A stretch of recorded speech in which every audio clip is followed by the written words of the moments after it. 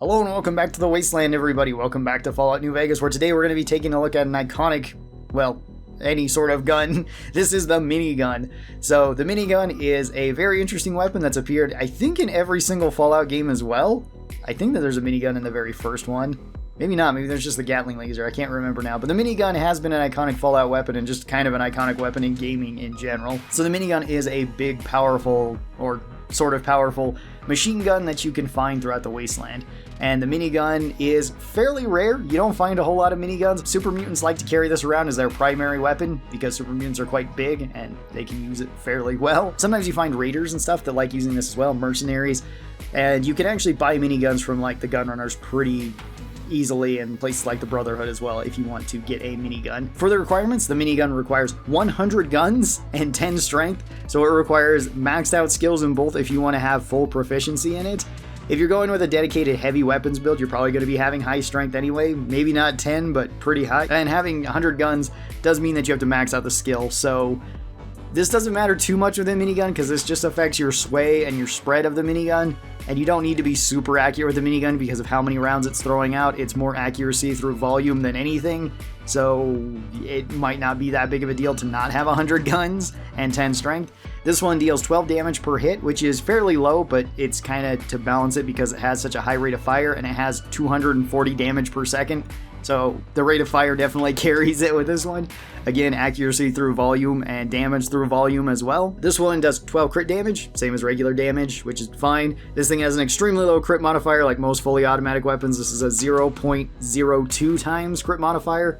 So hitting crits really doesn't matter with the minigun. You're not really going to be going for that, and building crits doesn't matter either.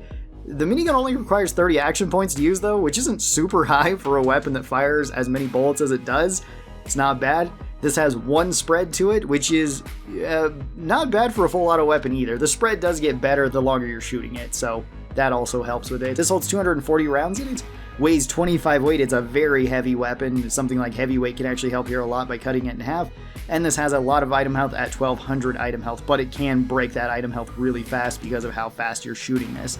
This is also the very first weapon we're talking about that is using the 5mm round, which is one of only two weapons that uses that. It's this weapon and the assault carbine, and that's it. So it doesn't really have much competition. I would argue it really doesn't have any competition, since you're probably not going to be carrying around both of these. You're probably just going to be carrying around one or the other. Assault carbine if you want something more light and handy that has a high rate of fire, and minigun if you just want the most rate of fire and something big and heavy that holds a lot of bullets. For the general pros on the minigun, this one does do really high damage per second. That is something that's really good, and it has a really good ammo type. The 5mm is actually surprisingly good in the game because it already has base armor breaking on it. We'll talk about that in a second when we get to ammo, so that's really, really nice, and it has various variations of the 5mm, which can be pretty good too. For the cons, this one can eat through ammo really quick, so if you don't have a whole lot of 5mm, maybe don't be using this. And this thing is very heavy. Luckily, the ammo isn't very heavy. If you're playing on the hardcore mode, 5mm is one of the lightest rounds in the game, so that's not such a big deal. But the minigun itself, weighing 25, is definitely heavy, and you have to fix this, even if you're using jury rigging, with other very heavy weapons too. So carrying around multiple miniguns to try to fix up your minigun isn't really the best.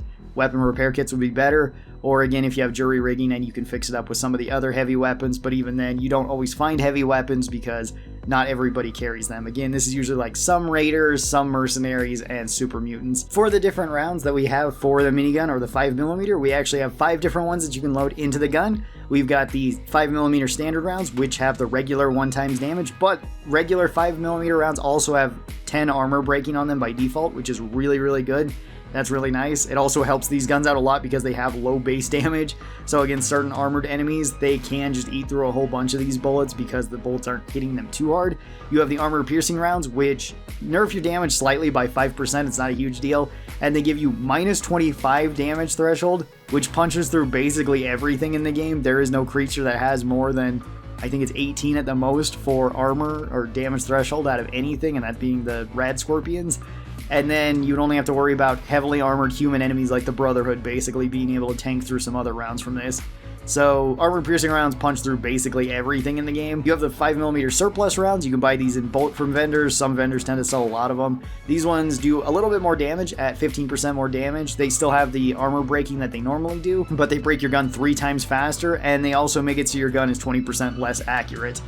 Accuracy might be a problem, mostly breaking your weapon fast would be the main deterrent from using surplus rounds, and usually you don't even need to use surplus for the 5mm because most vendors sell a lot of regular 5mm rounds. So I would just say stock up on them over the surplus rounds unless you just want to have the most amount of rounds for any of them.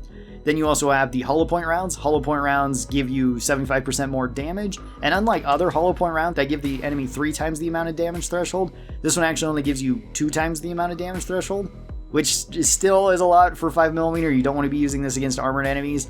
Things like Deathclaws could just tank right through this then, and things like medium and heavily armored enemies could as well. But against light armored enemies, these are just going to shred right through them, so that's even better. And then you also have the unique rounds, which are the jacketed soft point rounds that you can make if you have the perk handloader. Jacketed soft point rounds give you 30% more damage per shot, which is good. Still have the minus 10 damage threshold, and break your gun only 50% faster. These ones can also be really nice to be loading into the gun, and are generally probably the highest damaging ones besides the armor piercing ones if you're fighting anything with armor. The 5mm rounds are very, very flexible. As for an overall rating for the minigun, I'd probably put this one up into very high B tier, bordering on A tier. The minigun can be surprisingly good. It's just that it's an awkward weapon just because of the way that it's made. It's very heavy. If you're playing on hardcore difficulty, you're probably going to carry around a lot of rounds, which do actually add up to some amount. So that's not way great, and fixing this can be a little bit of an issue. But if you have no issues with any of those things, and also the high requirements for it, then it's actually a really solid weapon. It does really well against most enemy types. There is also a modded version of the minigun we should talk about too, because you can put 2 different mods onto the minigun, and these do change it up at least some amount. So the modified minigun can have a high-speed motor. This increases the rate of fire by 25%, so you get an even higher DPS out of it, which is really good. This makes it so you can kill things even quicker than you already did, and it's really good for fighting at close to medium range where you're probably going to be using the minigun. And then you also have the dampened subframe.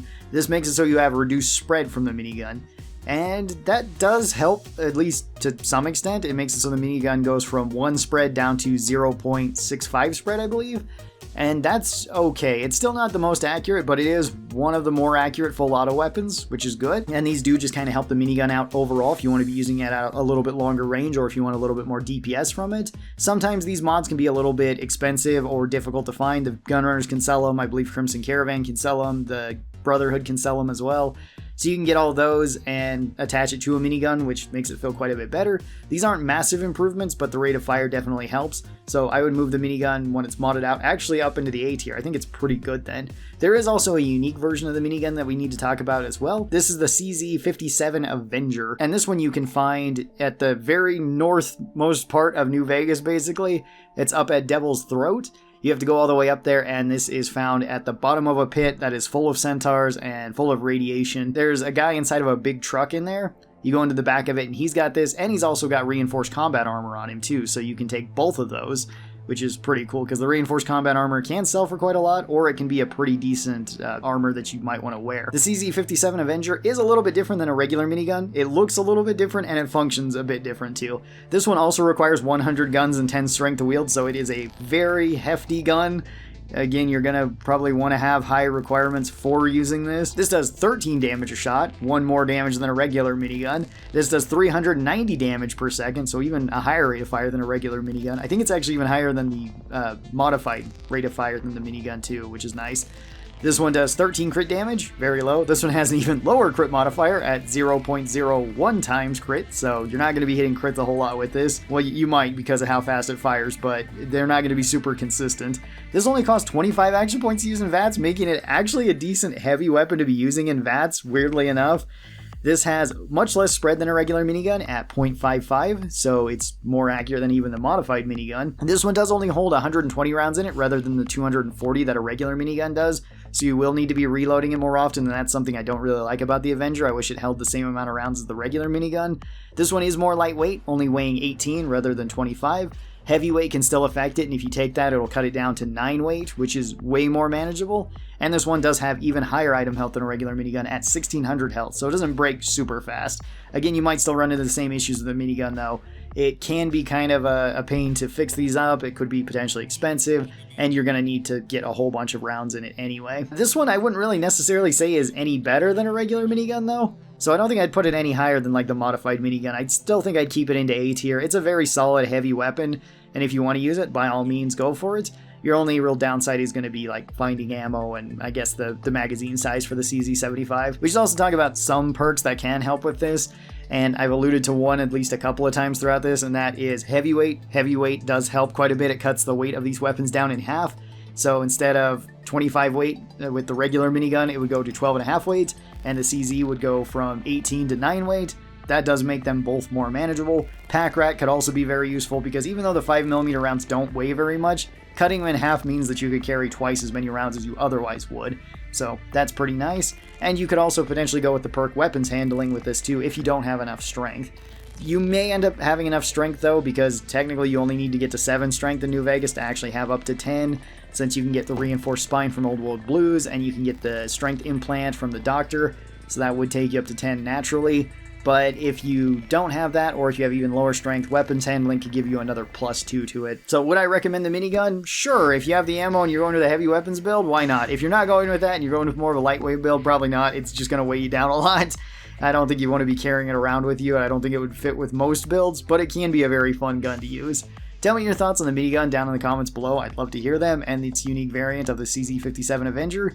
Thank you guys so very much for watching this. I hope that you guys enjoyed it, and I'll talk to you next time. Bye-bye, everybody.